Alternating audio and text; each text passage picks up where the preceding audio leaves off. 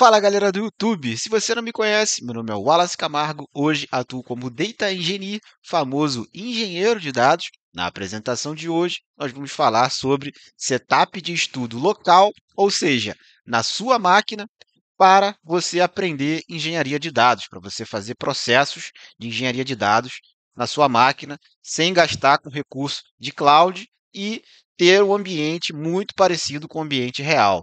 E antes de começar, eu quero me autodescrever para quem não consegue enxergar, entenda como eu sou. Então, eu sou careca, estou utilizando um óculos preto, um fone de ouvido cobre minha cabeça e tampa minhas orelhas, um casaco bege, no fundo do vídeo tem uma parede branca. E o que deu origem à ideia da gravação desse vídeo foi um post que eu fiz na semana passada no LinkedIn, onde eu falava ali com as minhas palavras o que eu acho, né, a minha opinião pessoal, tá? Não é nenhum post que foi eh, feito com pesquisa científica, com nada disso que eu tirei de livro. Não, eu tirei tudo da minha experiência, né? Eu trabalho na área de dados desde 2017 e especificamente na engenharia de dados. Eu tracei ali vários caminhos e entrei efetivamente na engenharia de dados em 2022. Só que, basicamente, as coisas que eu comecei a fazer, eu já fazia antes, só que com ferramenta diferente e o volume de dados diferente. Tudo bem? Então, eu já tenho aqui alguma experiência para poder compartilhar com vocês, né? Quem quiser depois eu vou deixar o meu LinkedIn, segue lá, manda uma mensagem se quiser trocar uma ideia.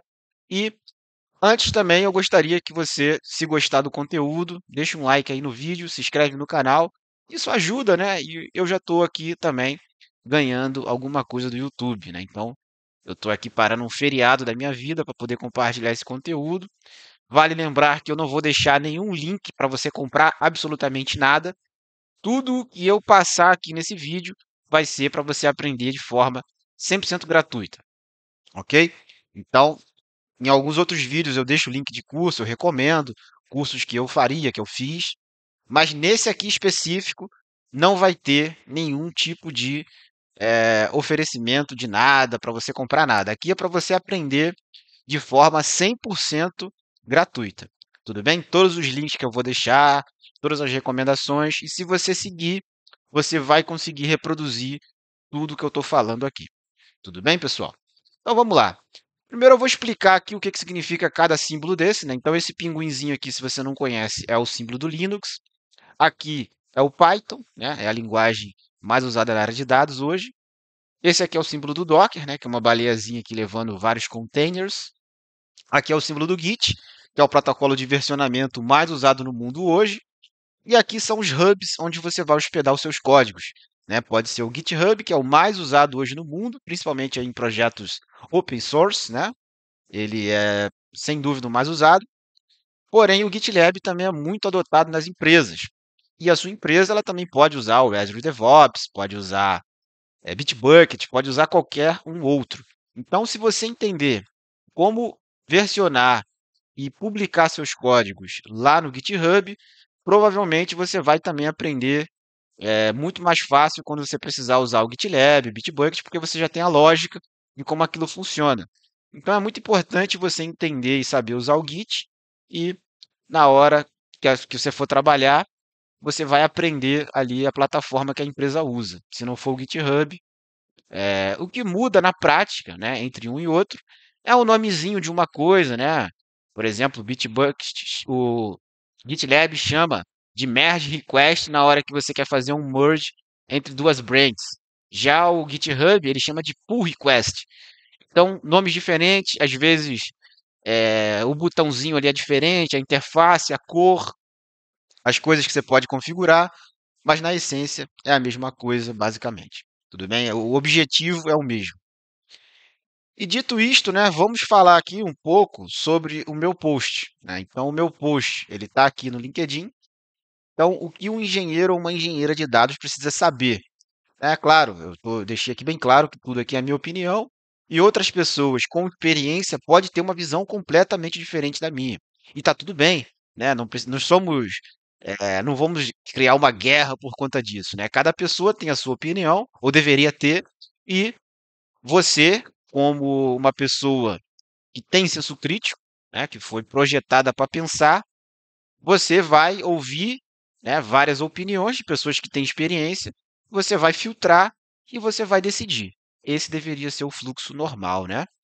Então, na ordem de importância aqui, com certeza, todo profissional que eu conheço, né, e que me recomendou, os bons professores que eu tive lá no passado, me falaram, e até hoje, né? Até hoje eu continuo aprendendo, né? Se eu falar meus professores do passado, parece que eu não aprendo mais nada. Não, eu estou sempre aprendendo, então eu estou sempre buscando novos professores e novos conhecimentos. Então, na área de tecnologia, você nunca vai parar de estudar.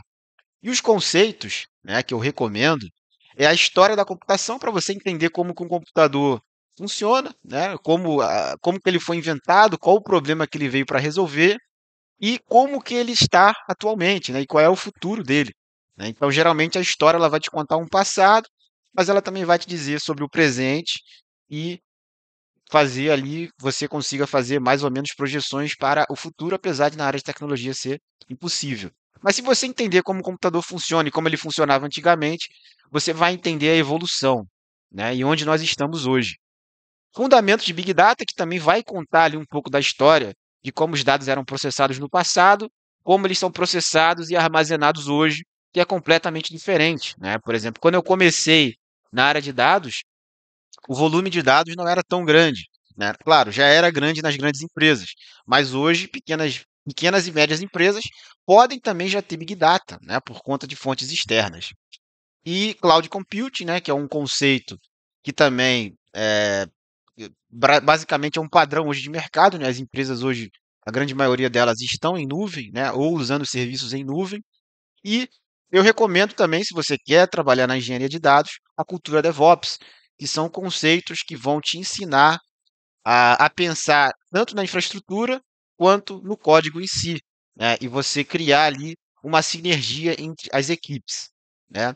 E especificamente para a engenharia de dados, é obrigatório que você entenda a linguagem SQL, né? Eu vou deixar aqui no link da descrição do vídeo um curso onde eu e outros amigos gravamos uma trilha de SQL focada no SQL Server, né? Mas você vai poder aproveitar aquele conhecimento tanto para Postgres, tanto para outras plataformas que usam também a linguagem SQL, que é a base de tudo na engenharia de dados. Por quê? Porque você vai pegar o dado de um lugar, vai movimentar para o outro, mas você precisa aplicar transformações, modificações naquele dado. E a linguagem mais usada para isso é o SQL. Tudo bem? Para você fazer consultas também, por exemplo, eu quero saber se esse dado aqui ele está confiável. Você vai aplicar data quality. E aí provavelmente você vai usar SQL. Você quer criar ali um relatóriozinho para acompanhar se todos os dados foram processados do dia anterior. Você vai criar um SQL também. Tudo bem? Apesar de você poder usar Python, eu vejo muita gente, eu, por exemplo, uso os dois, né? Python e SQL. Mas para trabalhar com dados, sem dúvida, SQL é muito mais fácil, menos verboso e mais intuitivo. E todo mundo, né, a maioria das pessoas conhece. Depois que você entender SQL, né, muito bem, por exemplo, fazer joins, como fazer uma consulta, como fazer um filtro, como fazer uma agregação, como filtrar uma agregação, aí você vai partir lá para o ETL, né, que é você pegar o dado de um lugar, transformar e levar para o outro. E aí você tem várias ferramentas que já tem toda uma estrutura pronta de conectores, de locais para você exportar os dados, de caixinhas que vão te ajudar a fazer transformações. Por exemplo, quero filtrar um dado. Se você não sabe ainda muito bem, não domina muito bem o SQL, você pode usar uma caixinha que vai aplicar um filtro na tua tabela. Você vai usar uma outra caixinha que vai juntar duas tabelas. Então, as ferramentas de caixinha elas vão te ajudar. Caixinha, para quem não sabe, é interface gráfica, né? Eu botei aqui low code de caixinha porque as pessoas não entendem o que é low code, né? É pouco código. Então, você não precisa programar conexão, por exemplo, com um Postgres, a conexão com o SQL Server. Isso já vem pronto. Você instala a ferramenta, né? E depois você usa ela e entende como fazer, por exemplo, processo que você tem o processo A e o processo B. Quando o processo A acabar com sucesso, ele vai executar o B. Se o processo A falhar, ele vai mandar um e-mail e não vai executar o B. Depois você pode, se você tem um outro processo que tem A e B também, e você quer que os dois rodem ao mesmo tempo, e a gente chama isso de paralelismo. Então você vai executar os dois ao mesmo tempo. E aí você vai aprendendo esse tipo de coisa, e depois que você entendeu isso, você vai partir para o código, na minha visão, fica muito mais fácil. Por quê? Porque você só vai eh, pegar todo aquele conhecimento que você adquiriu na ferramenta low code, né, de caixinha, e vai começar a fazer com Python, porque aí com Python você vai poder fazer uma aplicação sob medida. Ou seja, se você tem uma conexão com Postgres, você vai criar conexão com Postgres com Python. Você não precisa ter, igual na ferramenta de caixinha, que ela tem MongoDB, SQL Server, Oracle, ela tem várias prontas, né? Basicamente, porque ela não sabe qual que você vai usar, está tudo pronto. Então, no Python, você vai fazer algo específico para a sua empresa. E aí, o nível de personalização é muito maior e a probabilidade de você fazer algo que a ferramenta de caixinha não atenda é muito grande. Por exemplo, você precisa conectar numa API que é específica. Você tem um volume de dados que junta a tabela de duas fontes diferentes, né? Claro, a caixinha também dá para fazer, mas dependendo da fonte não existe, e aí você tem que desenvolver. Então, por isso que eu resolvi aprender Python e não me arrependo. Eu continuo aprendendo Python, né? Python é um aprendizado constante porque o Python ele tem muitas libs, né? Você faz um pip install, o nome da lib e aquela lib vai aparecer para você. Então você vai ter que aprender um framework basicamente novo para poder usar nos projetos. Então é assim que se utiliza Python. Por isso que ele é muito usado, porque praticamente tem tudo que você precisar pronto. Basta você adaptar para sua empresa. E aí depois que você aprender Python, né? Se você quiser trabalhar com engenharia de dados de verdade, você vai ter que usar Spark. Por quê? Porque na engenharia de dados pressupõe que o volume de dados é gigante, é grande, né? E aí, para isso, você precisa de um framework que processa os dados de forma distribuída, ou seja, ao invés de processar em uma única máquina, ele vai processar num cluster, num conjunto de máquinas e em memória, que é muito mais rápido. Então, esse framework Spark é mais usado no mundo hoje para isso, né?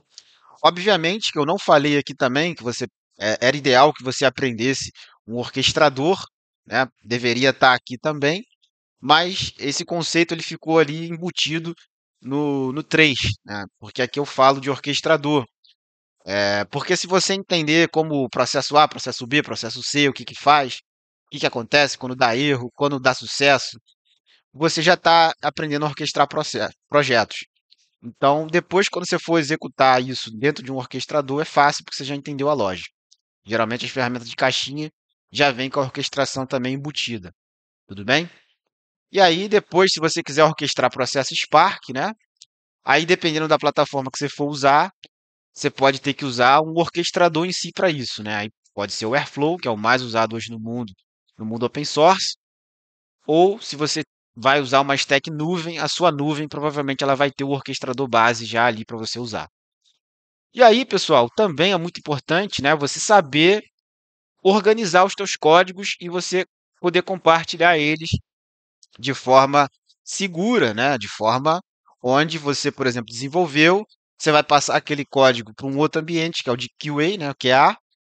Depois que o QA aprovou o teste, viu que tudo realmente funciona, vai fazer ali um deploy para aquele projeto em produção. Então você passa por uma esteira de fases, né? Você desenvolveu aqui em Dev, passou para QA e de QA você passa para prod de forma integrada e de forma contínua. Então, por isso que é o CI/CD, né?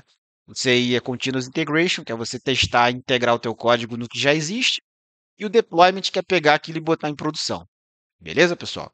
E o Git, né, o protocolo de versionamento, como eu já falei lá anteriormente, e o GitHub ou GitLab, apesar de eu recomendar muito mais o GitHub hoje em dia. E aqui a gente entra numa parte crítica, né, que as pessoas aqui que elas se perdem, né, aqui que elas ficam na dúvida. Pô, eu vi um curso dizendo para eu estudar Databricks, eu vi um outro curso dizendo para eu estudar Snowflake, eu vi um outro curso dizendo para eu estudar Fabric, eu vi um outro curso dizendo para eu estudar Kafka, eu vi um outro curso. Então cada pessoa, né, cada vendedor de curso, ele vai recomendar aquele que ele está ensinando. Tudo bem, não tem nada de errado nisso. Eu, inclusive, faço isso também. Só que agora eu quero deixar aqui um red flag para você pensar, né, para você adquirir aí adquirir não, para você usar o senso crítico que você já tem, provavelmente. Se você quer trabalhar com dados, você tem que ter senso crítico. Você não pode pegar uma informação, acreditar nela e botar ela em prática. Não, você tem que pensar primeiro, ver se vale a pena. Então, aqui você vai encontrar bifurcações, né? Depois que você já sabe essa base toda que eu falei, aí você vai ter que estudar, entender onde você quer se aprofundar e seguir, porque existem diversos caminhos, né? Existe o caminho do Databricks, onde você vai criar uma conta lá no Databricks. Existe uma versão hoje gratuita que é bem legal, né? Eu vou deixar o link aqui também na descrição. Você pode criar uma conta no Snowflake e poder utilizar ele. Você pode criar uma conta no Fabric e utilizar. Então, tudo isso são plataformas que você já tem pronta, você cria a conta e usa, né? É um conceito lá da nuvem, que agora eu esqueci, que são várias siglas, que se não me engano é o SaaS, que aí você usa o serviço, não precisa se preocupar com mais nada. Então, Databricks, Snowflake e Fabric são concorrentes, e aí você escolhe um deles e se aprofunda, tira a certificação, vê quem são as suas referências dessa área e segue o que eles estão falando para você fazer, a termo de melhores práticas, livros para você estudar, onde você praticar, de forma. Algumas você vai ter que pagar, outras não. E é isso. E aí, pessoal, essas três são as formas, digamos assim, mais tranquilas, mais fáceis, porque você não precisa se preocupar tanto com infra. Mas a stack que eu hoje trabalho é a stack self-hosted, ou seja, a minha empresa pegou ferramentas open source, colocou para funcionar e nós temos que usar. Então, nós também temos que entender um pouquinho de infra, um pouquinho de protocolo, de comunicação, um pouquinho de rede, um pouquinho de segurança. Então, somos nós. Não que nas outras você não tenha que entender. Claro, conhecimento é poder. Quanto mais você souber, melhor. Melhores projetos você vai implementar. Porém, se você quer trabalhar na solução open source, o nível de exigência geralmente vai ser um pouco mais alto. Você vai ter que entender Docker, vai ter que entender um pouquinho, de repente, de Kubernetes, Terraform, como houve um comentário de um colega aqui no meu post. E se você quer entender de Fabric, né, como eu disse, eu não vou deixar nenhum link de curso aqui, mas o meu amigo Shalom André gravou um vídeo sobre Fabric muito interessante, onde ele aborda ali como que você faz um ETL no Fabric. Então, eu recomendo, eu vou deixar também o link aqui na descrição. E se algum link de alguma coisa que eu falei aqui faltar, você pode me cobrar aí, porque às vezes eu posso esquecer, porque eu vou deixar vários links. Tudo bem? Então, pessoal, sem mais delongas, como que você pode instalar efetivamente o Git na sua máquina? Você vai clicar nesse link aí que está aqui, vai escolher a plataforma que você usa, Windows, Mac, Linux, ou isso aqui eu nem sei o que que é. Então, você instala aí, né? Segue a recomendação. Se for o Windows, que acho que a maioria das pessoas usa o Windows, você vai clicar no link aqui, ó, provavelmente para 64, né? E vai fazer next, next, next, next, finish, né? Nesse momento você não vai botar nada em produção, então você não precisa entender muito, né? Você vai baixar e instalar o Git. Com o Git instalado, você vai conseguir fazer clone de repositórios, né? Então você vai escolher um repositório, vai clonar e beleza. Outra ferramenta que eu havia falado era o Docker, né? Então eu já gravei uma playlist sobre Docker, eu vou deixar o link aqui, né? Você pode pesquisar no YouTube aí, o Wallace Camargo instalar Docker, vai aparecer. E aí tem uma série de vídeos aqui, onde eu instalei no WSL, que é o Windows Subsystem for Linux, que é uma forma de você ter o Linux dentro do teu Windows, né? Então, você vai conseguir usar Linux também. Então, eu acho muito interessante você aprender a usar Linux para engenharia de dados, né? Principalmente se você quer seguir na carreira open source. No Snowflake, Databricks e Fabric, de repente não, mas no open source eu te garanto que com certeza você vai ter que saber usar Linux. Entrar numa pasta, voltar na pasta, né? Voltar da pasta, abrir um arquivo, editar um arquivo, mover um arquivo de um lugar para o outro, tudo isso com terminal e linha de comando. Então é muito importante que você saiba fazer isso. E Nessa playlist, eu ainda deixo aqui uma forma de você ter um data lake na tua máquina, né? Que eu vou te ensinar a você instalar aqui para você brincar aí. E esse data lake é o Mini.io, que ele usa o protocolo S3 da AWS. Então você vai poder simular um data lake, né? Que praticamente é um gerenciador de arquivos, entre aspas, onde você coloca os seus arquivos ali e você pode trabalhar neles. Tudo bem? E por último, vou recomendar o vídeo aqui do Deve Aprender, que é um dos caras aí que eu aprendi muito na quando eu estava começando em Python até hoje, né? Ele tem muitos vídeos interessantíssimos, né? Eu não deixei um like aqui, vou deixar um like para ele. E esse vídeo aqui ele vai te ensinar a você configurar o VS Code e o Python na tua máquina. Então, com isso, você já consegue basicamente desenvolver projetos e treinar, aprender, estudar. E outra recomendação que eu deixo, né, é que você, deixa eu voltar aqui para a imagem, é que você publique tudo aquilo que você está estudando, né? Porque o mercado precisa saber se realmente você sabe. E uma forma é você publicar. Por exemplo, eu já aprendi a fazer alguns comandos no Linux. Você publica isso, né? Grava um vídeo se você não tem tanta vergonha, faz um post, né? O post ele acaba por não definir se você realmente aprendeu, porque você pode usar uma inteligência artificial, pedir para gerar uma série de comandos e você publica. Agora, se você coloca uma personalização ali, coloca a sua voz, coloca você mesmo fazendo de algum jeito, né? Ou com GIF, não sei. Você vai conseguir mostrar que realmente você sabe o que está fazendo.